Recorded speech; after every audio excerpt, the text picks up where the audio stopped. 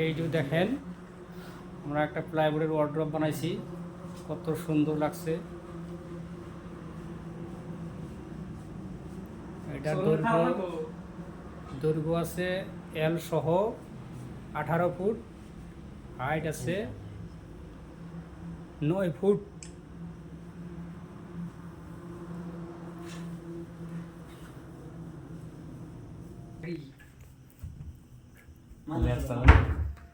সুন্দর হয়েছে, সুন্দর। সব দেখেন, সুন্দর ভাবনা মানে